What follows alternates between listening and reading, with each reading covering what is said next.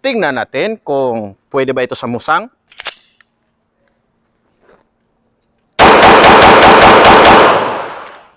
Hua!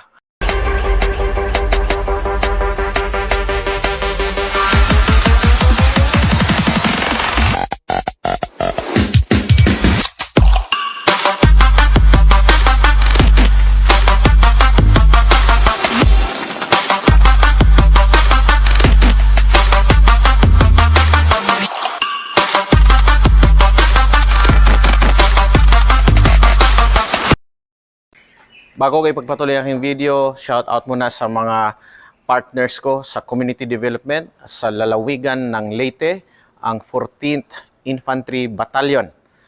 Sila ay aking katulong sa pagbigay serbisyo sa ating mga kababayan sa partnership with Silent Trunks Foundation at saka sa Top Soldiers na kung saan ay nag-distribute kami ng solar lights para sa mga kababayan natin, particularly sa Barangay Magallanes sa Limasawa Island. At nakikita niyo ang mga larawan na ito. Maraming salamat. Good job, 14th Infantry Battalion. Magandang hapon sa ating lahat. Ipakita ko sa inyo ang bago nating laruan. Taran! System Defense C9. 9 by 19 mm. Alamin natin kung ano ang performance nito at magugustuhan din ba ito ng musang. Ito ang kasama sa box. Meron siya kasamang tactical holster na pwedeng kabilaan. Okay, ambidextrous. So, yan! Pwede ka agad. Ready to fight. Sa magazine. Yun! Pwede ka agad. Ang kulang na lang ay yung lagayan ng magazine dito. Yung pouches na yan, may nabibili separately. Then you can perhaps order from Kydex Philippines. We're good to go. Magazine niya ay 15 rounder yan. Okay? At tingnan niyo mga kasama dito sa box. Okay? So ito yung user manual. I hope na may English. Oh, Turkiso! Nasa dulo, mayroong English. Don't worry. Ito. Oh, may English dito. Okay, sa harap niya ay Turkish language but sa dulo mayroong ano. Then mayroon siyang sa cleaning kit kasama na niya dito, may brushes. Mayroon na rin siyang gun oil andito. Right? And may ilang patches. Okay? Marami namang nabibili niyan. Okay? So, tingnan natin ang basic features nito. Napakagaan. 4-inch barrel, polymer. Naka-ready na rin siya for attachment. No? Tignan mo ito, C9. Tignan mo yung serrations niya. Madali para pangkasa. Okay? Tignan mo yung sights.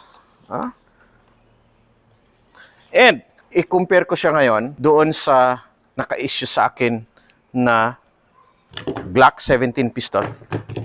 Tignan mo Glock 17? Tignan mo. Mas maliit siyang konti. Tama? And ang C9 pistol, ang mga upgrades nito ay pwede yung ginagamit. For example, yung sa trigger system, i-enhance mo yan, pwede yung ginagamit sa Glock 19 pistol. Ha? Yan. So ngayon, ito ba ay akma para sa akin? Pwedeng-pwede ha. Akma ba para sa akin pag nagbibisikleta ako sa aking sasakyan? Mas akma ba to kaysa sa aking Glock 17 o ano man. And ang pinaka-importante sa akin ay makapagpatama 5 meters hanggang 20 meters.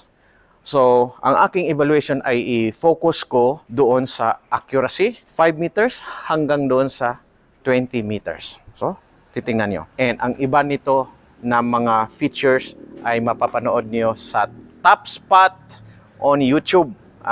I-follow nyo para malalaman nyo ang ibang mga information tungkol sa mga baril na kanilang binebenta sa kanilang gun store. Para sa ating testing sa accuracy at ma-evaluate natin kung akma ba ito para sa isang musang, kagaya ko, gagamitin natin ang 9mm Luger ng Magtech. 124 grains ang kaniyang head. Alamin natin kung kaya ko rin ba yung touching shot group sa layo na 5 meters at kaya ba nating makapagpatama sa mga plates sa layo na 20 meters. Alright.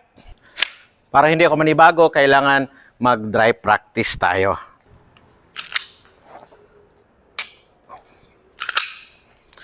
So kagaya lang din sa Glock pistol at saka sa aking Arsenal Strike 1, ito ay striker-fired pistol. Okay.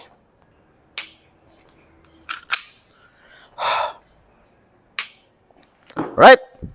Nanibago ako sa kaniyang trigger, but again, I was able to adapt to the new trigger sa pamamagitan ng dry practice. I don't have much time to do dry practice, kaya pasensyahan na lang kung hindi ganun ka-accurate, but let's see kung okay ba ang performance nito.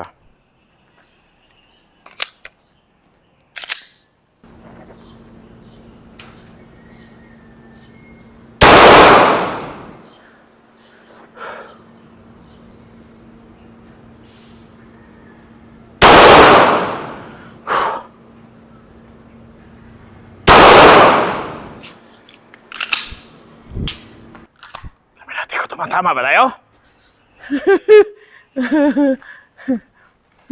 Ayun. Nag-touching yung dalawa, yung umiwala yung isa. Uulitan natin. Another one. Kasi nanibago nga ako sa trigger. Tapalan natin. Then, putok tayo ulit. Okay?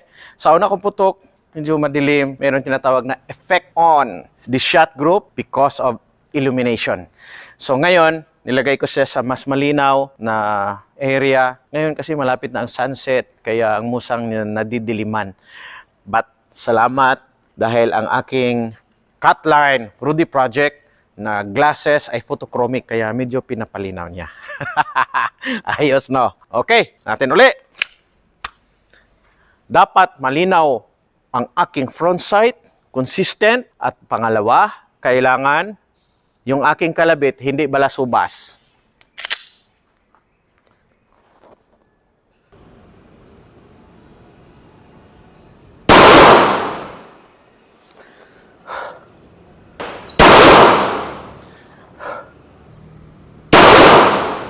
Yan!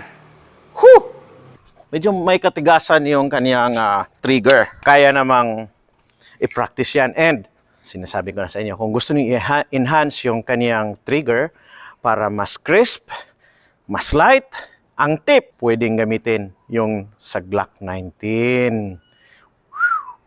Sa pagputok ko sa ating SG C9, pagputukan ko yung plates, ang ibig sabihin dapat mag-aim low ako. 6 o'clock. Okay, so panoorin nyo from behind kung kumusta ang behavior nito.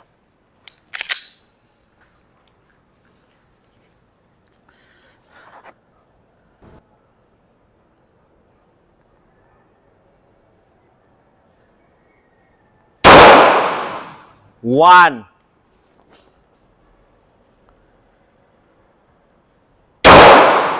Two.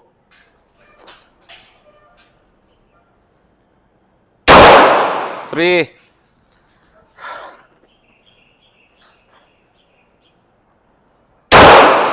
Four.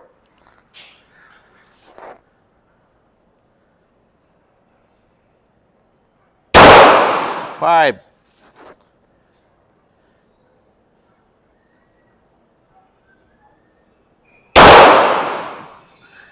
Perfect! So po pwede. Ang C9 with 4-inch barrel ay high hitting sa layong 20 meters. But naipakita ko sa inyo, with a proper sight picture, ang ginamit ko ay 6 o'clock hold, ay kaya nating patamaan yung mga plates na ranging from 5 inches, 4 inches ang kanyang lawak. So, kaya.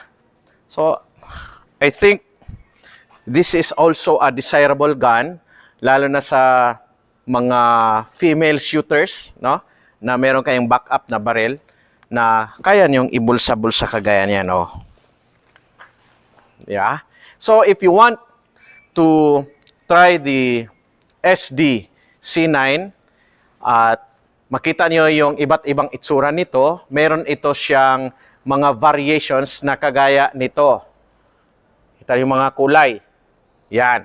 At sa variations na yon ay mag-iiba ang prices. Ito yon. So para makita ninyo ang baril na ito, actual, matry nyo, mahawakan ninyo, bumisita lamang sa Top Spot sa Makati Cinema Square.